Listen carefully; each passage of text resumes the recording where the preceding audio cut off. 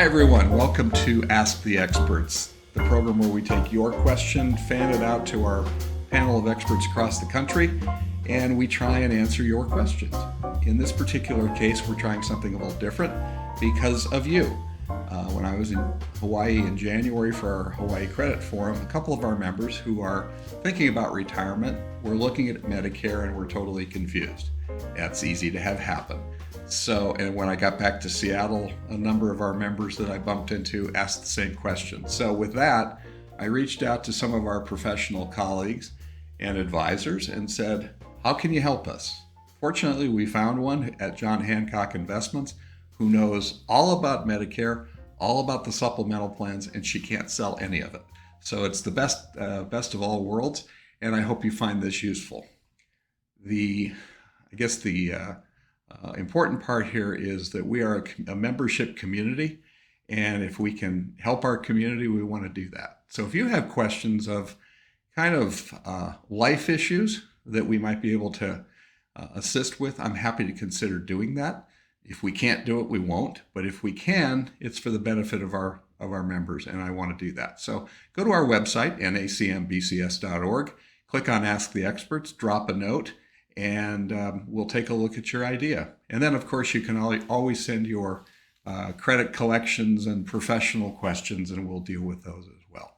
So with that, please sit back and enjoy the next few minutes for this very special webinar. So welcome all to today's presentation. I'm John Flora with NACM Business Credit Services. We are recording this today and posting it on our website at nacmbcs.org for your future reference. It's always there. You'll be able to look back on it afterwards. This program is a bit outside of our normal wheelhouse, but we're doing it because many of you asked for it. We have a number of registrants today, so it's clearly an important topic for our community of members, and that's a good thing.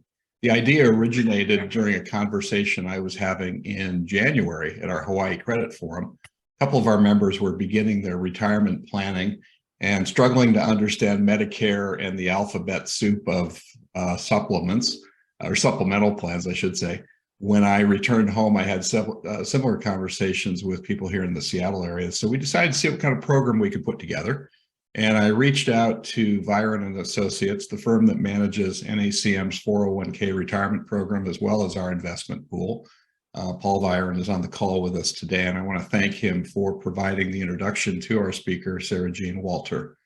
Sarah began her career in financial services back in 2013, working as a financial advisor at Raymond James Financial Services in Bozeman, Montana.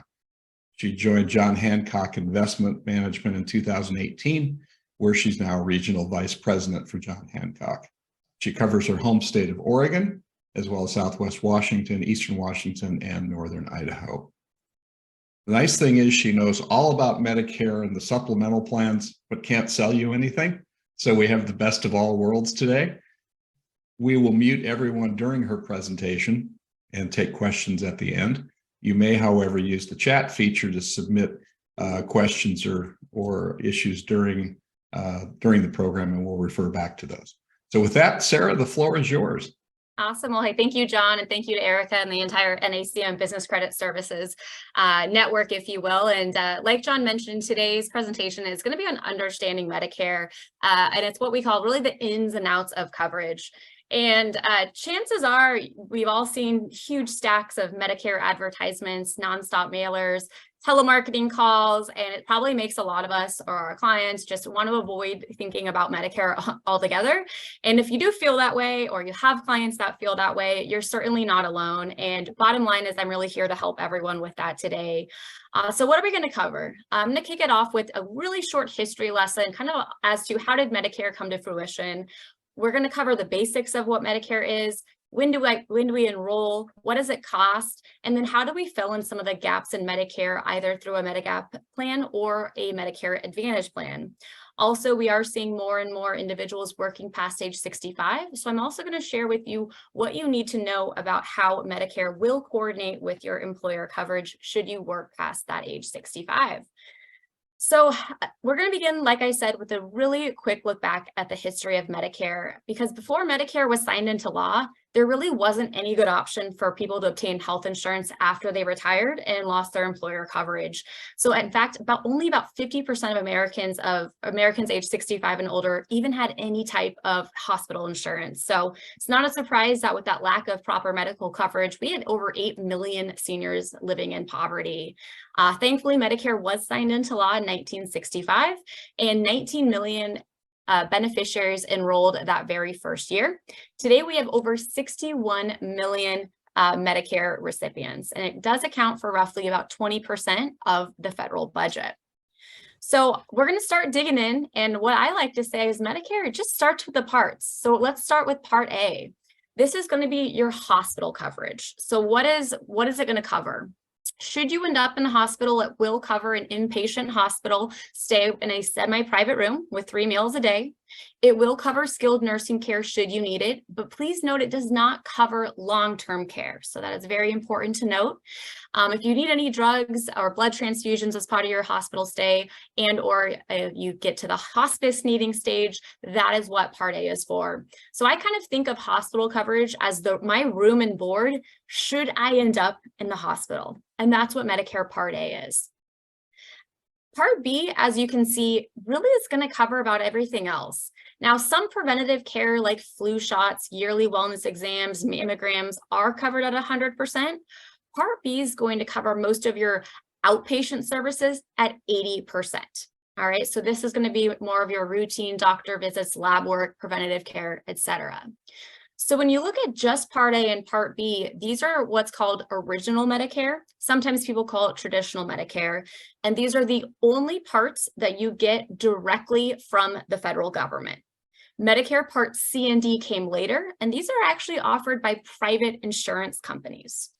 So as we continue on through the alphabet, now, of course, we're on Medicare Part C, and this is the exact same thing as a Medicare Advantage plan. So whether you hear Medicare Part C, you hear Medicare Advantage plan, they are essentially exactly the same thing. And Part C wasn't even signed into law until 1997, believe it or not. And this is really going to be an optional way for you to get your Part A and B benefits through a private insurance company instead of from Medicare itself. Now, we're going to dive in pretty deep to Medicare Advantage plans, but for right now, all you need to know is Medicare Advantage equals Part C. Now, Part D is actually the newest part of Medicare, and this is an optional private insurance to help reduce the cost of your outpatient prescription drugs. Now, although it's optional, if you do not sign up when you first become eligible and you don't have any other credible drug coverage, you will incur a penalty for not enrolling. That penalty is cumulative and unfortunately also gets larger with time. So once you do enroll with a private insurance carrier, you're going to receive something called a coverage card and will now be able to purchase your drugs at a reduced cost from any in-network pharmacies. It is recommended, though, that you do shop your Part D drug plan every year during the open enrollment period to be sure that you have the best coverage for you based on your current medication needs, which, as we know, can certainly vary from year to year. So most people do sign up for Medicare online at socialsecurity.gov, or you can go down to your local Social Security office. The only folks who do not need to actively enroll in Medicare are those that are taking Social Security income benefits prior to age 65. These people are actually auto-enrolled in Medicare Parts A and B, and that card arrives directly in your mailbox roughly 1 to 2 months before you become eligible for Medicare at age 65. So for the rest of us, there's something called an initial enrollment period. Sometimes you might see this shorthanded as your IEP. And this is really a period surrounding your 65th birthday month. So it includes your 65th birthday month. It includes also the 3 months before and the 3 months after your 65th birthday month, giving you 7 months to enroll. All right, so everyone has 7 months during their initial enrollment period. But your Medicare start date depends on when you enrolled during that 7-month window. So a lot of retirees do want their benefits to begin the very first day of the month that they turn 65. If that sounds like your scenario, then you're going to want to make sure that you enroll prior to your birthday month. Because if you enroll during your 65th birthday month, your coverage will actually be delayed. And unfortunately, some people can get a little bit caught off guard and go without any coverage for a period of time. Now let's get into what on earth does Medicare cost? And I think this is where a lot of confusion lies. And so we're going to break this down. So just like with the insurance that we all have when we're under 65, Medicare has two different types of costs that you will share in. The first is the premium for the coverage itself, and the second is the cost sharing that you pay as you actually use your health services. So let's break down these two costs over the next several slides. So Part A, the good news here is that most people pay $0 for Part A because we paid FICA taxes during our working years. So as long as we've worked at least 40 quarters or roughly 10 years, you are considered paid up and there's no premium for Part A. So that is the good news on Part A. Now for Part B, as well as Part D, there are monthly premiums. Now most Medicare beneficiaries pay what's called the standard base Part B premium, which for this year is $164.90. Please note that that is per person, not per couple. This is deducted directly from your Social Security check, or it's going to be billed to you quarterly if you're not yet receiving your benefits. However, roughly 5% of beneficiaries can pay more because of higher incomes. So if you have a higher income, you could be subject to something called an IRMA, which stands for an income-related monthly adjustment amount. This is a sliding scale based on your modified adjusted gross income from your tax returns. So this is a slide showing you what a potential IRMA would be. Like I said, roughly 95% of folks just are going to pay that standard. But let's pretend that I file a joint tax return. And let's pretend that on that joint tax return, it shows that me and my spouse, we brought in $350,000, right? So we're going to fall in this category. So instead of paying that $164.90, me and my spouse would actually be paying $428.60. So quite a bit more. But again, this does not affect too many people, but it's certainly something to be aware of. Now for Part D premiums, these are set actually by the insurance company who is offering that specific Part D drug plan. There is a wide range of premiums. You might find a plan as low as $7 per month, or you might find one that can go up to $200 per month. But you're probably wondering, hey, just give me the average. It's going to be roughly about $32 per month per beneficiary. Now, just like with Part B, if your income is higher, you will be assessed an income-related monthly adjustment amount on top of that Part D premium. Now, Medicare doesn't offer Part D like we've discovered, but it is tracking whether you're enrolling and maintaining coverage.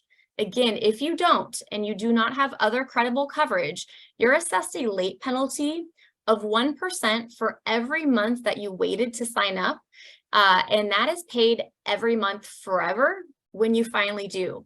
So again, it's not like a one-time penalty. That penalty carries on through the rest of your life. So something very important to point out there. This slide will look pretty familiar. So most people, again, are just going to pay their regular Part D drug premium, which is set by the insurance company itself. But using that same example as before, let's say me and my spouse filed a joint tax return showing $350,000. Well, we're going to pay that plan premium, but we're also going to pay an additional $50.70. All right. So again, it's going to affect both Part B as well as Part D when thinking about that IRMA. So whenever you seek healthcare services, Medicare pays a portion and you're going to pay a portion. So for Part A, you will be responsible for paying a $1,600 deductible for every benefit period. Now, should somebody still be in the hospital after 60 days, you are now subject to a $400 copay. Should somebody be in the hospital up to 90 days, now that's an $800 month or daily copay. For any reason, should you still be in the hospital after 150 days, which keep in mind is very, very unlikely, you're actually on the hook for all costs. So as you can see, even if Medicare Part A premium is free, there's still a lot of out-of-pocket costs should you become hospitalized. So you can really now understand when we hear on the news about seniors going bankrupt over medical bills. But the good news is there's Medigap plans to help cover this, and it also can provide you an additional 365 days in the hospital beyond that day 150. Now on the Part B side, you do owe a calendar year deductible of $226. Once you achieve that deductible, that's when Medicare steps in and starts paying 80%, which means you're on the hook for 20%. But the important part here is that there is no cap or out-of-pocket limit. You pay that 20% forever. So this is why there's options to limit these costs in the form of either a Medigap or a Medicare Advantage plan, which we'll now cover. So I'm sure everyone's interest is piqued. How on earth, Sarah, do we cover some of these gaps? Well, there's really two different routes we can go. The first would be a Medicare supplement plan, which is also called a Medigap plan. For today, I'll be referring to it as a Medigap plan. But then there's also a Medicare Advantage plans. If we break it down, Medigap is going to have a higher premium, but less cost sharing, whereas an Advantage plan will have lower premiums, but higher cost sharing. So Medigap plans have been around since the 60s, and these private policies pay after Medicare first pays its share of the bills. Now, Medigap plans allow you to see any doctor nationwide that accepts Medicare. You do not have to choose a primary care provider. You don't even need a referral if you want to go see a specialist. You can see any of the over 1 million providers who accept Medicare, and it doesn't matter what insurance company you buy your Medigap plan from. This works really well for those who travel a lot in the US, as they're allowed to see a doctor in any states. Now, the good news here is that these plans were standardized in 1990 to make them easier for us consumers to compare. But again, they are offered by many different insurance companies. Currently, we have 10 standardized Medigap plans. Every one will cover a different set of benefits. The two most popular plans today are Plan G and Plan N. All right, so Plan G and Plan N are the two most popular plans today. Now, many people may have heard of Plan F and how great Plan F is. And it is certainly the most robust plan on the chart on the screen because it covers all of the gaps in Medicare Parts A and B. However, only those that were eligible for Medicare prior to January 1st of 2020 can get Plan F. Why? Congress actually passed legislation that outlawed Medigap plans to cover that Part B deductible. It wanted everyone to incur a deductible so that we think twice, perhaps, before running to the doctor over every little sneeze and sniffle that we might have. So for the rest of us, Plan G is the most comprehensive plan currently available. Medigap companies base their rates on several factors, but what's so important to note is that the rate is the rate and a broker can never change that. So whether you call that Medicare insurance company directly or you work with a local Medicare broker who represents multiple companies, they're going to quote you exactly the same rate. It's going to be based on things like your age, zip code, gender, tobacco use, and eligibility for household discounts. When you think about where are we at right now from a financial standpoint, we do need to keep in mind that Medigap premiums are in addition to what you pay for Medicare itself. So you're going to add up your Part A, which most people don't pay anything for, your Part B, your Part D premiums together with your Medigap premium to look at your total monthly expenditure. Now, plans really vary widely in price based on the region and cost of healthcare in that region. So for example, somebody in Florida might pay twice the premium that somebody in Texas pays, even though it's exactly the same plan. The good news about working with Medicare brokers is that they can quote all of the companies in the area to see who is offering you the lowest price for the plan that you want. It does not cost anything to work with a Medicare broker. Now, beneficiaries new to Medicare have a limited one-time 6-month open enrollment window to get any Medigap plan that they want without health questions being asked. Coverage is guaranteed when you enroll during this window. So that window starts with your Part B effective date, and it's going to end 6 months later. If you apply after that point, that will require health questions, and the carrier can and likely will turn you down for any pre-existing health conditions.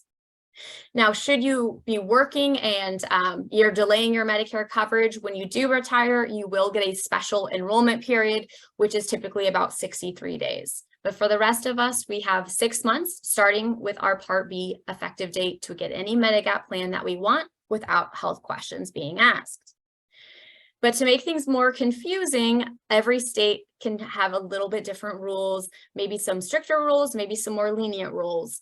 I'm speaking from Oregon. I know a lot of people on the call are from Washington. We are in 2 states that do have some more lenient rules, which is great. To find out kind of what those different rules and how that might factor into the plans that you want, again, I would really encourage you to work with a local Medicare broker. That's really going to be the best option for everybody. Now, I want to talk about what a very common Medicare misstep is, because some people go wrong in that they assume they can sign up for a Medigap plan during the fall annual election period without health questions and be guaranteed coverage. Unfortunately, that's not true. The fall annual enrollment period, which runs from October 15th through December 7th of every year, is for changing your Part D drug plan and or your Advantage plan. It actually has nothing to do with Medigap plans, and it unfortunately doesn't give everyone a free pass into Medigap. You might be wondering, why is there this one-time enrollment period for Medigap without those health questions? And the analogy is going to go like this. You can't go and buy homeowners insurance after the house is on fire. The same logic applies to Medicare supplement plans as well.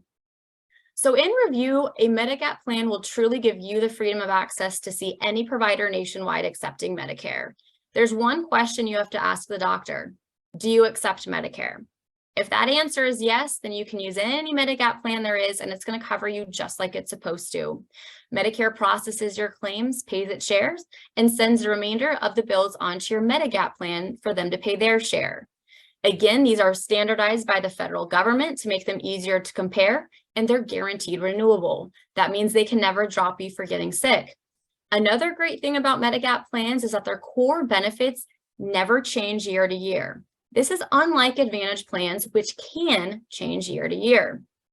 Lastly, Medigap plans do only supplement Part A and B benefits. They do not provide outpatient drug coverage, so you would need to add a standalone Part D drug plan to accompany that Medigap plan. And when it comes to that Part D drug plan, you're eligible to enroll during that initial enrollment period to go right alongside your original Medicare and Medigap plan. You must continue to be enrolled in Medicare Parts A and B to be eligible for Part D, and you must also live in the plan's service area to be eligible to enroll in that plan. Now, Part D drug coverage is unfortunately more complicated than what a lot of us are used to with our employer coverage, because Medicare itself does set the minimum required guidelines for Part D, and all Part D plans have the same basic structure, and it's actually a 4-stage structure. So for example, this year, the maximum deductible that any Part D drug plan could build into that plan would be a $505 deductible. Once you hit that, you are in what's called your initial coverage period. As you know, bills continue to potentially rack up, you could enter something called the coverage gap or donut hole, where you end up paying quite a bit of your healthcare costs. But the most important part of any drug plan is what's called the catastrophic coverage, where you would, should you enter that stage, you would never pay more than 5% of the cost of any drug. After you do hit that deductible, Part D plans will pay most of the cost of your medication, with you likely paying either a copay or a coinsurance for each medication, depending on what tier it falls into. So for example, what do those tiers look like? Tier 1 is preferred generics, Tier 2, non-preferred generics, all the way up to Tier 5, which of course would be the specialty medication. One tool that I like to share with everyone is what's called a plan finder tool on mymedicare.gov. This is a really great website where you can upload all of your current medications, dosages, and it can actually help identify the best plan for you based on your geography and your current medication needs. So again, that's mymedicare.gov, where you could find that plan finder tool. So that's the first way, right? We can get our Medicare benefits through original Medicare plus a Medigap and a Part D drug plan. But I want to look at the other route now, which is getting your benefits instead through a private insurance company in the form of a Medicare Advantage plan. Now, Medicare Advantage plans must offer all of the same Part A and B benefits as original Medicare, but what the plan charges you for your cost sharing could be different. Your benefits are now going to be delivered through a smaller local network of providers. About 90% of Advantage plans do include a built-in Part D drug plan. You must still be enrolled in Part A and B to enroll in this Advantage plan, and you do continue to pay your Part B premium while you're enrolled in an Advantage plan as well. So Advantage plans are cheaper than Medigap because you can't see any Medicare provider. They're going to limit your doctors that contract with them, and they're going to deliver your care through the Advantage plans network. Many Advantage plans, like I mentioned earlier, do include that Part D drug plan, and they might even include some extras like routine vision, preventative dental care, might even include a gym membership. These benefits do tend to be somewhat limited, but of course they can appeal to certain beneficiaries. But please keep in mind, insurance companies are in the business to make money, and they may require a doctor to submit requests for prior authorizations more often than you would experience under original Medicare. And Medicare Advantage premiums are lower up front because you do pay more as you go. So every Advantage plan will set its own premiums and copays for various services. This truly varies quite extensively plan by plan, but here's one example of what you might see on this plan. So if you go see your primary care doctor, $20 per visit. Should you need an ambulance ride, $300. You will pay these out-of-pocket copays and coinsurance every single year until you reach what's called the plan's stated maximum out-of-pocket limit for the year. Now, every plan does determine where that maximum out-of-pocket will be, but it can never be higher than $8,300. Now, this is truly a huge difference from Medicare Part B, which has no out-of-pocket maximum. So you might be thinking right now, well, are Medicare Advantage plans bad? And I would say they're not bad, but they are misunderstood. The top advantage will be price. The monthly premiums are often lower. The top disadvantage is that not all hospitals and doctors accept Advantage plans. Though there's no debate on what plan is more comprehensive. Medigap plans will have the most full or the most full coverage all the way around, but again, you will typically pay more.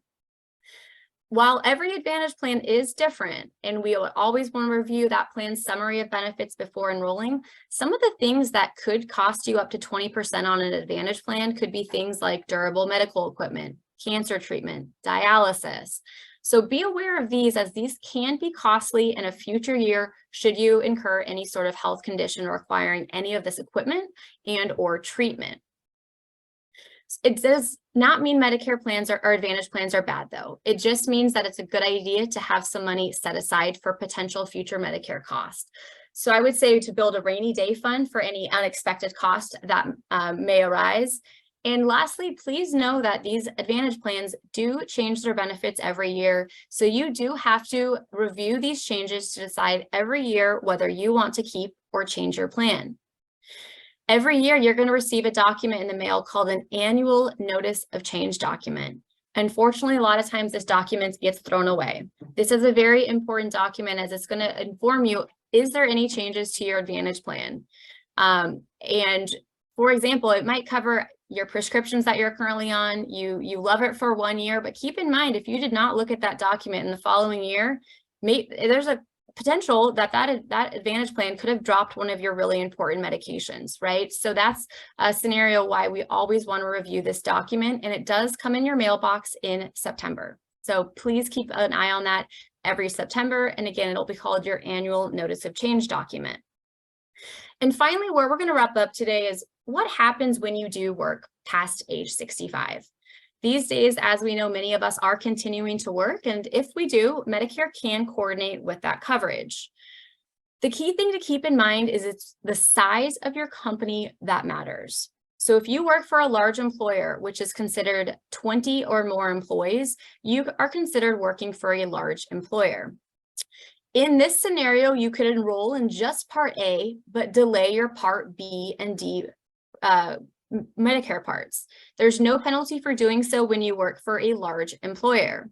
One caveat is, though, you cannot enroll in any part of Medicare if you are actively contributing to an HSA. Now, where things are different is if you happen to work for a small employer, which would be under 20 employees. Because in this scenario, Medicare coverage is primary instead of secondary. So you must enroll in both parts A and B during your initial enrollment period. Otherwise, you could pay for all of your own outpatient coverage and incur a 10% penalty for every year you didn't enroll and should have.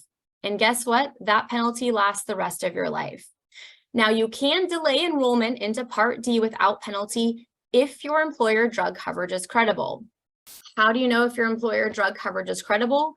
Well, you would have a credible coverage letter that your employer's insurance company would actively send you. And again, you must discontinue contributing into any HSA when you are enrolled in any parts of Medicare. So the best thing to do when working past age 65 is really to start planning early by talking to your employee benefits representative. So let's do a quick review. Part A and Part B are called Original Medicare. These are the only two parts that come directly from the federal government. Part C and D are optional, and you enroll in these through individual health plans.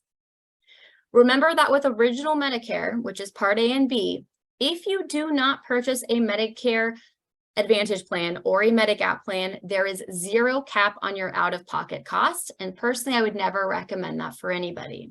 So the two, most applicable options would be option one, where you get a Medigap plan, and Part D. Higher premiums, but little out-of-pocket cost, and there's no doctor networks. On the flip side, we could also have Original Medicare and get an Advantage plan. We'll have lower premiums, which is great, but we will be subject to more cost sharing, and our network of doctors will be much more limited. And finally, if you do plan to work past age 65, be sure you know when the right time to sign up for Parts A, B, and D are, so that you do not have delayed coverage and/or penalties. As I mentioned earlier, I would recommend you talk to your human resources department or employee benefits representative well in advance of your initial enrollment period, so that you understand what your options are and what you need to do. In terms of additional resources, you could go to medicare.gov, ssa.gov. If anyone here is under age 65 looking for health plans, that of course would be healthcare.gov. But I will say these websites can be a little bit confusing. So one of the great resources that you can expect to receive is going to be what you see on this screen here, which is called our Medicare Q&A guide. This is really going to do a great job at highlighting just about everything that I covered. It's 8 pages, and I would say it does a really great job at kind of simplifying everything. And again, we can get this Q&A guide out to your inboxes. And if anybody, did want this slide deck, these can't get enough Medicare information, I'm also more than happy to send that out as well. So with that being said, I'm kind of let everyone digest, probably, because that was a lot of information, I realize, in a fairly short amount of time. So if anyone does have questions, though, please feel free to come off of mute and ask that question, or, down the line, if you have a question, feel free to, send an email to Erica and John, and I can definitely help point you in the right direction as well. Thanks, Sarah. There's one question on the chat, and it says, Yeah. Can I change from a Medicare Advantage plan to a Medigap plan during the open enrollment each year? What if my health is now really bad? Can I still make a switch? Yes, that's a great question. So once you are out of that enrollment period for Medigap, unfortunately, you would have to go through underwriting. And so it's hard to say, if an insurance plan would underwrite you, kind of depending on what sort of health conditions we might be going through. So that is kind of the unfortunate, I would say unfair part, is that it's very difficult. It's easy to go from Medigap to Advantage, right? But it can be a lot more difficult to go from Advantage to a Medigap plan, just because that most people only have that 6-month open enrollment window to get any Medigap plan. I would say, it's definitely worth reaching out to a local Medicare broker and asking, hey, is there any, states, depending on what state you live in, are there any leniency in rules? Because again, some states do have a little bit more leniency. So I can't speak to kind of state specific, but just keep in mind, it does not cost money to work with a Medicare broker. Like we learned today, the rate is the rate. They can't change that. And they can be a really great resource for all of us to help navigate through these choppy waters and trying to make heads and tails out of everything. Hey, folks, questions? This is your opportunity.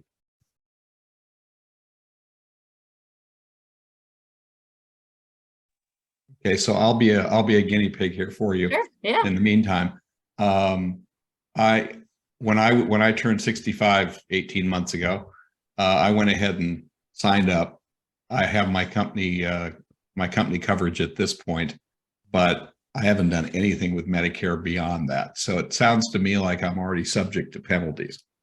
So I assume you work for a large employer though, right? Nope, under 20. Okay, so that's a scenario. Yeah, I would be calling your local Medicare broker pretty quickly.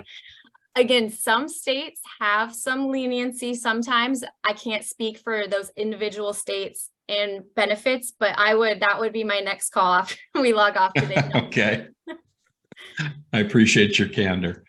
You bet. I have a question. How do you find Medicare brokers? Yeah, so that's a great question. So I mean, the first place I would go to is just go to google.com. I'm in Lake Oswego, Oregon. I would type in Lake Oswego, Oregon Medicare brokers. That's one route. I will say that they're the largest independent Medicare brokerage firm in the US is a company called Boomer Benefits. I'm by no way endorsed by them, related to them whatsoever, but I will say a lot of my clients have had a lot of success and have been very pleased with the level of service and efficiency through them. Again, it's called Boomer Benefits, so kind of like baby boomers, right? Boomer Benefits. They're actually down in Texas, but they cover every state and they're very well versed. What I'll also say is if anyone, as we kind of continue to dive into Medicare, or we get closer to our age 65, is they've posted tons of like short 2 to 3 minute YouTube videos on very specific aspects of Medicare. So I know a lot of people just like that website, right? Just 2 to 3 minute snippets of all the ins and outs of all the different parts and questions that one could find. So again, that's one that I would say that I've heard some really good positive feedback from Boomer Benefits. Or again, I would maybe just consider Googling. Nowadays, I feel like we've done a pretty good job at leaving reviews. So I would definitely, read some of the reviews, the comments. Are folks satisfied with the level of service that they've gotten? Thank you. I can also add to that, and again, this is not an endorsement other than the fact that they do good work for us here at NACM. You can feel free to call Paul Viren. He does not sell the products, but he would refer it on. And I don't know who he refers to. But when it comes to our retirement program, he's done a really good job for us. And he's also done a good job for our investment program. And I'll put his contact information on our website with this presentation. So you can at least know you're calling a friend who will be nice to you and get you heading down the road in the right direction. And he's going to get a call from me shortly about my problem. Sarah, I have a quick question for you. Yes. Can you hear me okay? Yep. So I have a lot of clients as they're approaching 65 and would you touch about how the getting on to the Medicare.gov site works and having to get your Social Security access logged in and how they two kind of work together, and just make sure that people know that they have to kind of communicate that or work on those logins, because that can be a little bit of a confusing thing to get that online access for both Medicare and Social Security. Yeah, it absolutely can be, just nothing's easy, right? Nothing's easy when it comes to Medicare and Social Security. And what's kind of unusual regarding, registering for Medicare, you actually go to ssa.gov. Right, which most people would, assume is just focused on Social Security. So you would go to ssa.gov to enroll not only in Social Security benefits, but that's also where you would enroll in Medicare, unless, of course, you've turned your benefits on prior to age 65, where you would be auto-enrolled at least in Part A and B, and would then need to move forward with finding either an Advantage or a Medigap plan. As for logging into the Medicare portion, Paul, I'll be honest, I have never had that opportunity to kind of see what that looks like. I've only been able to see the Social Security side of SSA.gov. So if you can speak to that, you actually might be a better candidate, because I've actually never had the option to see what it looks like from, you know, the client standpoint, if you will. Yeah, for those that have never done that, it's a very functional site. Both Medicare and Social Security SSA.gov sites are both very functional and do a really good job of getting enrolled or online access. Is kind of a clumsy thing because they have to verify who you are and they're trying to keep the bad people out with you. And so there's a little bit of a clumsiness of just verifying with who you are. Don't lose your password and log in once you get that set up. Make sure you check it regularly because it will time out if you've not logged in there in at least once a year, or it will forget who you are. If you're helping parents go through that, or if they don't have their Medicare.gov site set up, I would encourage you to do so because you can manage a lot of things through that Medicare site, like getting a fresh card and just all kinds of things about benefits, open enrollment stuff that happens each fall for Medicare Advantage plans, and all that sort of thing. So I'll just put one other little quick aside for the Medigap plan. Medigap plans, I think, are golden.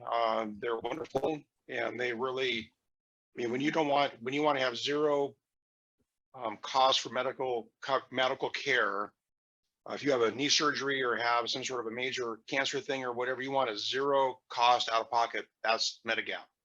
You know, there's a small deductible, which is very small. And the Plan G is the most popular because it is the most comprehensive benefit that's out there amongst the various standardized Medigap coverages. Anyways, just to put a plug in for Medigap plans, I think is worth the cost and the benefits that it brings. Yeah, I would agree. I call that the Cadillac of Medicare, is a Medigap plan. The only drawdown again is it can be a little bit expendier, but you know, sometimes you can't put a price tag on our health, right? So one thing that I didn't cover that I do want to mention is regarding that IRMA, because there might be somebody on the call that's saying, wait a second, you know, what if I was working up until age 65, I retired, and then they're going to pull my tax returns, and they do pull your tax return every year from 2 years prior. So that is the tax return that's always getting pulled up. Again, it's the tax return from 2 years prior. So let's say, you know, you're turned 65 and they pulled your tax return and you're retired, but they pulled your tax return when you were working at age 63, and it's trying to tell you, hey, you're subject to a massive IRMA. And you're like, whoa, this doesn't seem fair at all. I'm retired now, right? Just please know that you can appeal. You can file an appeal. And if it is truly due to the fact you are working and now you've retired, it is likely that they will award that to you and, you know, take that IRMA off. So I do want to mention that if anyone finds, you know, falls into that situation. And again, it's always going to be your tax return from 2 years prior. Okay, other questions? I have a question. Just the area that I'm in, we're starting to hear a lot that a lot of providers are dropping Medicare coverage. You had on one of the slides to always ask that question if they take original Medicare. Are the Medigap and the Part C and D plans, are they generally still being kept? Or you may not know the answer to this. I'm just kind of curious in general if you guys are seeing that across the board or. So state your question. I apologize one more time. Oh, sure. Sorry. In our area, a lot of providers are dropping Medicare coverage. Okay. And when you say providers, I just know this from the news, not anything personal. So, but sure. I'm getting closer to needing to turn on Medicare. So do you only ask the question, do you take original Medicare, or do you also have to qualify? Do they take Medigap? Do you take Medicare Advantage? Yeah, great question. So the first question is, do you accept Medicare? Because if their answer is yes, and you have a Medigap plan, you're golden. Now, where it can be tricky is what you're kind of alluding to is, okay, I'm enrolled in original Medicare and I have an Advantage plan, but how do I know if my hospital might drop or my doctor, you know, might not be in that plan? And that's really where the Advantage plan ahead of time is going to tell you what doctors you can see. And that also can be frustrating because truly doctors have the say whether they want to accept Advantage plans or not. So and sometimes in more, you know, rural areas, that can be tough right? And again, I have no idea where you're at, but sometimes again, in more rural areas, your primary care provider might be, I'm making this up, maybe 70 miles away. But on the flip side, maybe there's another doctor that accepts Medigap plans that's only 20 miles away. And, you know, I think that as we age and we get older, that, you know, how close we are to medical care becomes more and more important. But again, with a Medigap plan, you wouldn't need to worry about your concern because there's over 1 million doctors in the US that accept Medicare.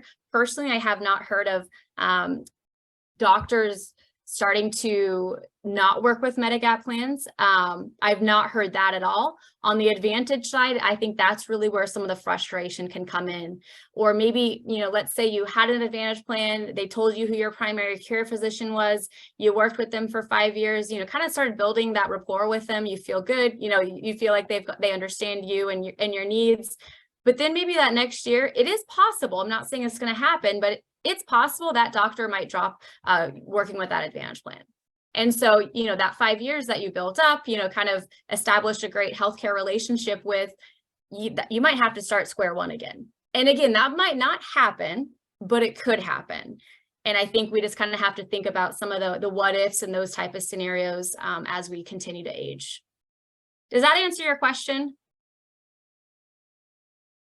Yes, that was helpful. Thank you. Okay, perfect.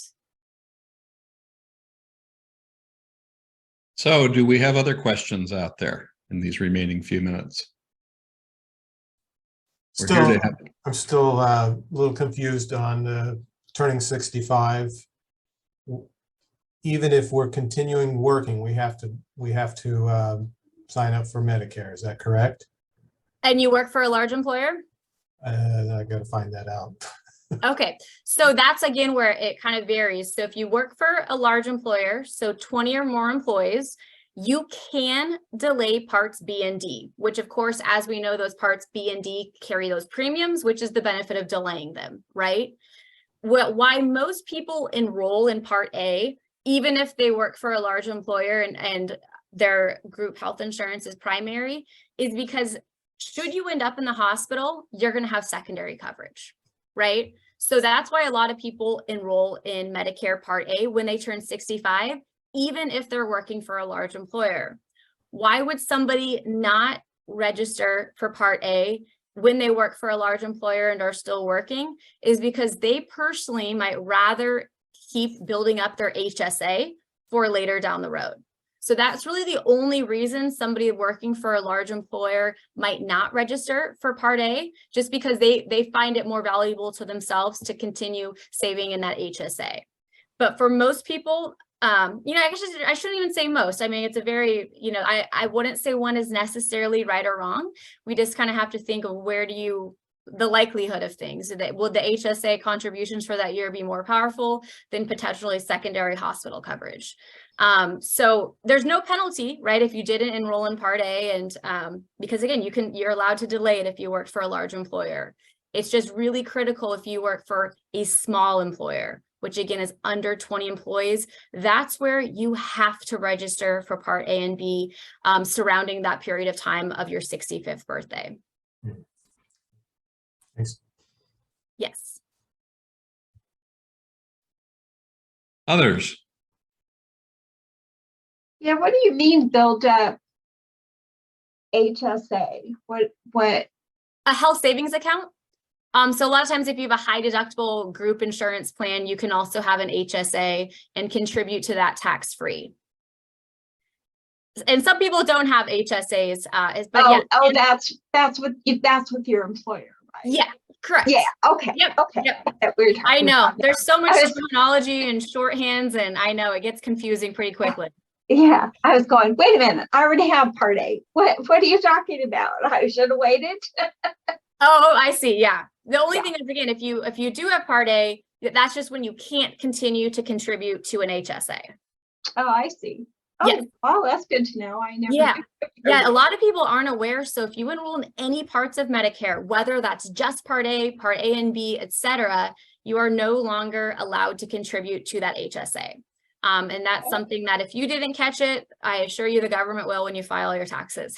And I'm sure you may get a letter. All right, thank you. You bet. So question, I signed up for Medicare in January because I turned 65. And I also have an HSA, and I work for a large company, so I need to shut my HSA off. You don't need to shut it off necessarily, but you can't actively contribute to it. So, it can, if it's invested, for example, it could still continue to grow. Just there can no longer be active contributions. Okay, well, nobody knows that.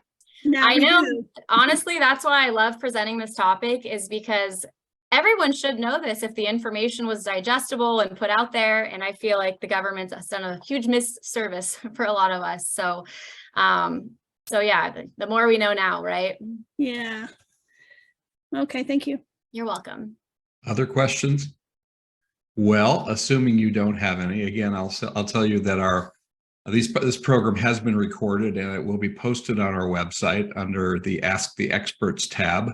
Feel free to refer back to it at any time. It's free, and we're going to keep it there probably forever until we do this again with Sarah. And her contact information and that for Paul Viren will also be included if you want to use either of those. Finally, before we leave, I want to say this whole program came because of members asking for it. So if you have ideas for future presentations that we can help you with, please go to the website, go to Ask the Experts, and drop us an email. And we will look at how we might be able to do this. This was one where I kind of scratched my head about it, and with a little extra work, it turns out we know people and we can make things happen. And so we're happy to do it if it fits, and if you have those ideas, send them along. So Sarah, Paul, thank you very much. We appreciate your help today, and look forward to doing this again, maybe again soon. You bet. Thank you, everybody. Thanks, Sarah. Good job, Sarah. Woohoo. Thank you. And thanks all for coming today. Thank you. Thank you.